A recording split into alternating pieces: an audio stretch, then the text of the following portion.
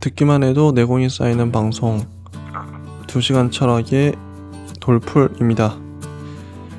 남경태 선생님의 종횡무진 서양사 2권을 같이 공부하고 있는 중입니다. 35장 불안의 과도기라는 제목이고요. 332쪽입니다. 소제목은 평화의 모순입니다. 한번 볼게요. 유럽 열강과 미국은 베르사유 체제를 통해 전 세계를 아우르는 국제기구를 탄생시킨다. 바로 국제연맹이다. 유럽은 지구상의 모든 구석을 속속들이 알게 되었고 속속들이 분할했다. 따라서 열강은 이제 더 이상의 분쟁이 필요 없다고 판단한 것이다. 중세 이후 처음에는 종교를 두고 30년 전쟁, 그 다음에는 유럽의 영토를 두고 에스파냐, 오스트리아 왕위 계승 전쟁, 나폴레옹 전쟁, 또 그 다음에는 해외 식민지를 두고 제1차 세계대전, 벌인 기나긴 월드 시리즈는 끝났다. 이제부터는 분쟁이 아니라 조정으로 문제를 해결해야 한다.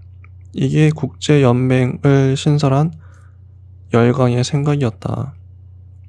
1918년 11월 전쟁이 끝나는 것과 동시에 독일에서는 공화제 혁명이 일어나 비렐름 2세가 쫓겨났다.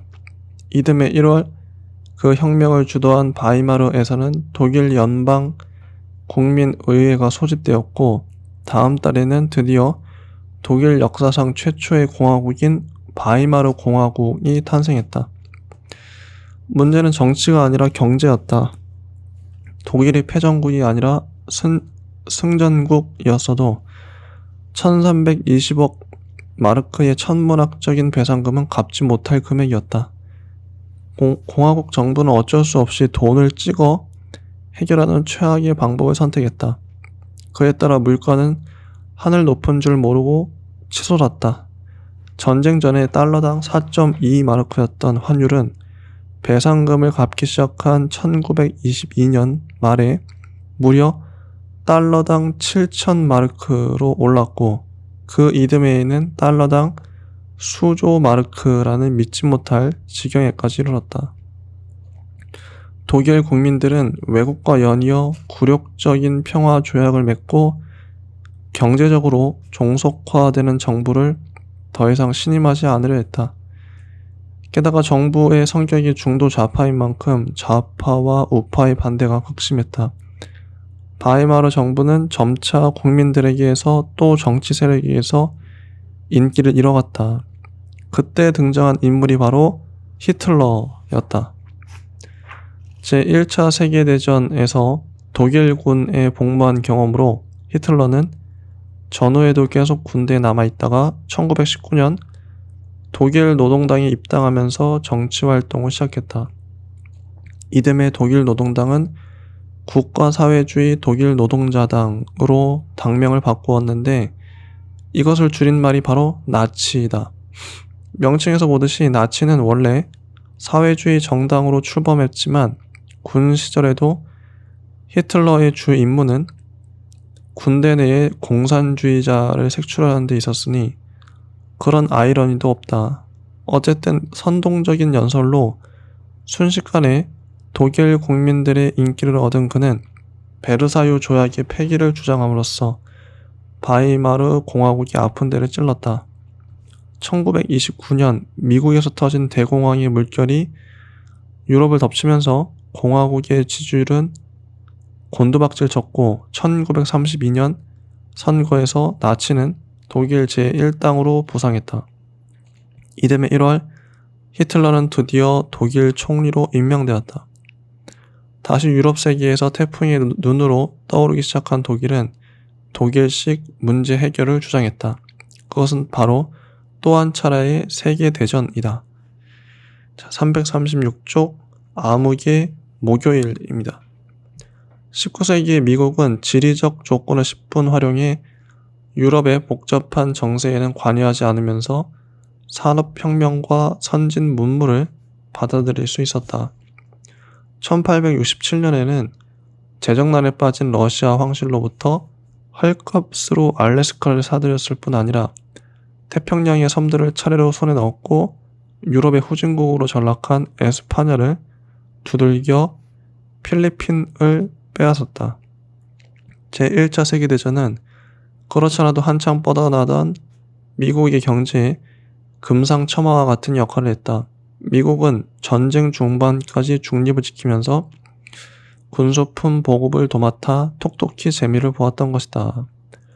이어진 1920년대는 그야말로 황금기였다. 유럽의 전후 복구에는 막대한 자금이 필요했고 미국에는 자금이 남아돌았다. 미국은 유럽 각국에 빌려준 돈으로 일약 세계 최대의 채권국이 되었다. 유럽은 전승국들까지도 전쟁이 남긴 심각한 후유증에 시달려야 했지만 미국의 유럽의 상황은 오히려 번영의 호조건이 된 것이다. 하지만 독주에는 제동이 걸리기 마련이다. 소비가 없다면 생산도 지속될 수 없다. 아직 드러나지 않은 미국 경제의 큰 문제는 과잉 생산이라는 점이었다. 자본 과잉에다 생산 과잉, 세계 전체가 가난해졌는데 미국만이 부자라는 것은 결국 수요의 부족을 낳을 테고 그 결과는 세계의 단독 자본가이자 생산자인 미국의 부메랑처럼 되돌아올 터였다. 1929년 10월 24일 뉴욕 증권가인 월스트리트에서는 불과 몇 시간 만에 주가가 사상 최대로 폭락했다. 사상 최초의 대공황이 시작된 이날은 목요일이었기에 암흑의 목요일, 블랙 서스데이라고 부른다. 대공황의 물결은 몇 개월 만에 전 미국을 초토화시켰다. 직격탄을 맞은 금융업을 비롯해 돈줄이 끊겨버린 공업이 무너졌고 심지어 농산물 가격의 폭락으로 농업도 공황의 파괴력을 고스란히 받아야 했다. 기업은 도산했고 노동자는 실업자가 되었으며 농민은 농사를 지을수록 손해만 보았다. 1933년 대통령에 취임한 루스벨트는 수요를 늘리는 것만이 공황을 근본적으로 해결할 수 있다고 믿었다. 그래서 탄생한 게 뉴딜 정책이다. 국가가 잉여 농산물을 직접 구매해 농산물의 가격을 안정시키고 실업자들을 댐 건설 같은 대규모 국책 사업에 고용한다. 또한 방대한 규모의 사회보장 제도를 도입해 빈민들을 구제하는 한편 국가 지출을 증대시킨다. 실제로 이 정책은 공황 타기에 큰 효과를 발휘했으며 이후 자유방임형 자본주의 대신 국가 개입형 자본주의로 궤도를 수정하는 큰 변화를 낳았다. 대공황의 직접적 피해는 미국에 닥쳤으나 감기만 걸려도 중병으로 전화될 정도로 취약한 유럽의 경제는 대공황의 간접적 피해만으로도 엄청난 충격을 받았다. 과잉 생산은 마치 체내에 쌓인 노폐물처럼 적절히 배설해 주어야 했다. 이것이 곧이어 터져나오는 제2차 세계대전의 경제적 배경을 이룬다. 전쟁과 무기산업만큼 대량으로 수요를 촉발해주는 것은 없으니까. 339쪽 파시즘이라는 신무기입니다.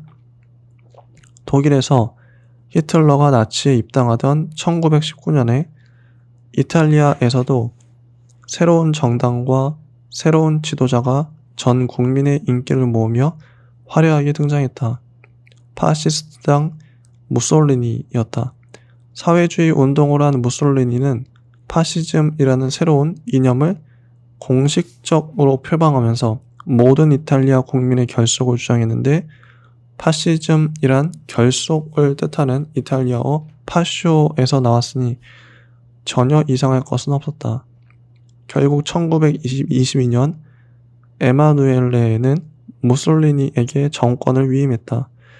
이제 이탈리아는 허수아비 왕을 제치고 무솔리니가 사실상의 왕으로 군림하는 기묘한 왕국이 되었다.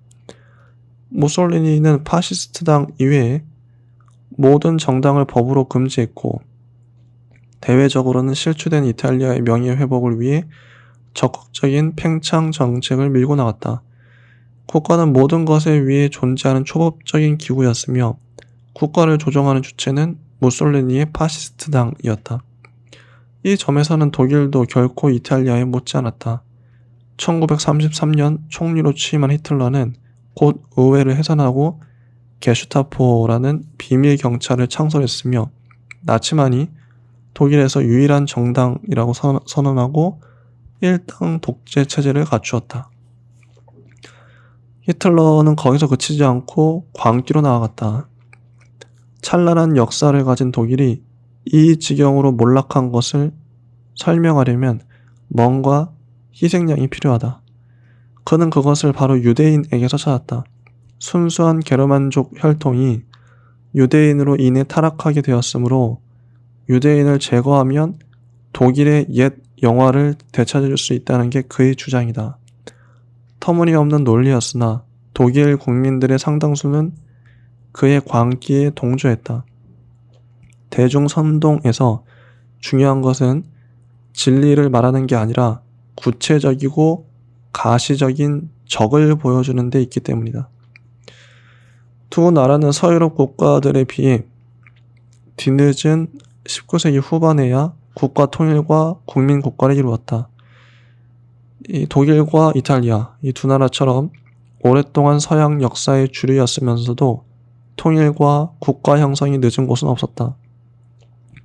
이탈리아와 독일의 국민들이 파시즘에 적극 동조한 것은 그런 역사적 두께에서 생겨난 국민적 기대감이 당시 두 나라가 처한 현실에 비해 훨씬 높았던 것 탓이다. 그렇게 스타트가 늦은 탓에 두 나라는 다른 열강과의 식민지 쟁탈전에서 뒤처졌다. 국내의 자본주의는 발전하는데 이를 소화할 해외 식민지가 부족한 것은 가장 현실적인 문제였다. 시민사회의 전통이 없었다. 국가가 파시즘으로 치달으면 시민사회가 제동을 거는 게 서유럽 국가들의 메커니즘이다. 파시즘은 이탈리아와 독일이 후발 제국주의의 약점을 신속하게 극복하기 위해 또 시민사회의 전통이 없다는 결함을 국가체제의 힘으로 보완하기 위해 채택한 신무기라고 할 수 있다. 네, 여기까지가 35장 불안의 과도기였습니다.